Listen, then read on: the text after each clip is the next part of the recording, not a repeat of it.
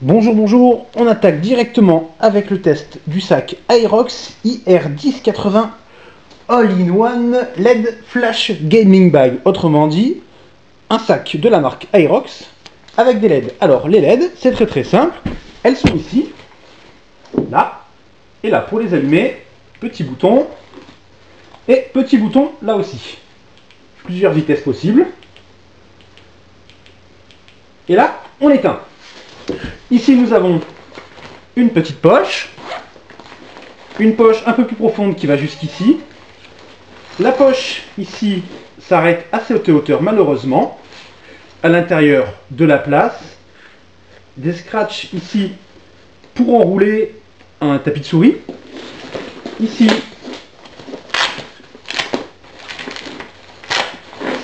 une petite poche qui n'est pas amovible. Ce n'est pas du tout comme sur le sac Nova, par exemple. Là, il n'y a absolument rien. De l'autre côté, petite poche pour le GSM. Une ceinture pour les hanches, c'est très pratique. Un rembourrage pour le dos. Et ici, c'est légèrement rembourré, surtout avec un système pour la transpiration. Et là, enfin, si jamais on perd votre sac, si vous pensez qu'on va vous le ramener avec le matos, on ne sait jamais. Donc, comme on le disait dans notre test à l'écrit, les coutures sont de très bonne qualité. Les matériaux utilisés sont vraiment pas mal, ça semble de la très bonne qualité. Alors maintenant, on va voir un peu ce qu'on peut mettre dedans. Donc, dans cette petite poche, ça semble parfait pour mettre les petites conneries pour aller en LAN. Hop, la bonne bouffe aussi. Ici, on peut essayer de mettre une souris, par exemple. On a encore de la place. Alors pourquoi pas un petit paquet de mouchoirs. Alors, je suis désolé pour le bruit de fond, mais mon assistant n'a pas du tout apprécié que je lui enlève le sac des mains. Alors, on ferme.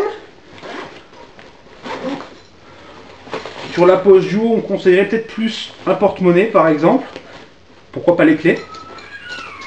Mais le plus important, qui nous intéresse, c'est la grande poche. Savoir ce qu'on peut y mettre. Un ordinateur de 13 pouces, ça rentre parfaitement. 17 pouces, ce n'est pas la peine. 15 pouces, ça dépendra du modèle. Le clavier. Donc ici, un Microsoft, je sais plus quoi. Ça rentre très bien. On voit même qu'on a de la place, là, pour mettre le tapis de souris. Alors le but serait plus de le mettre dessous afin de protéger les touches. Alors c'est pas facile parce que le clavier est relativement large.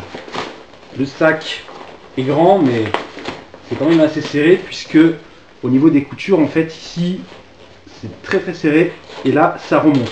Donc comme on peut le constater, ça rentre parfaitement. Alors il nous reste encore un peu de place pour le geek qui va en belle famille par exemple, qui a besoin de son kit de survie. Il peut mettre un livre, on a encore de la place, un deuxième en haut par exemple, un troisième, un quatrième, un cinquième. Ça rentre, on a même encore un peu de place. On peut fermer. Donc c'est solide, pas de souci. Et là on a oublié, ici on a une petite poche, pour mettre une bouteille d'eau. Alors, à la ferme, on ne boit pas d'eau. On a autre chose, mais on n'a pas le droit d'en faire de la pub. Donc on met ce qu'on trouve. Hop. C'est ici pour serrer, si j'arrive à l'attraper. Voilà. Donc, on a quand même de quoi mettre énormément de choses dans ce sac. Comme on l'a dit, répété, c'est de la très bonne qualité. Surtout le sac, quand on le porte, il est très confortable. Mention spéciale à la ceinture pour les hanches, c'est extrêmement pratique. Pour pas trop se fatiguer en marchant, c'est vraiment bien. Puis les diodes, surtout, c'est le gros plus de ce sac. Pour les gens qui font du sport, par exemple, qui veulent mettre des habits dedans pour aller en sport et revenir, le soir, c'est excellent. Pour ceux qui font un peu de randonnée, c'est pas le sac idéal, mais ça peut aussi servir le soir. Voilà, le test est terminé, il n'y a pas grand chose à dire dessus, et on vous souhaite une bonne fin de journée.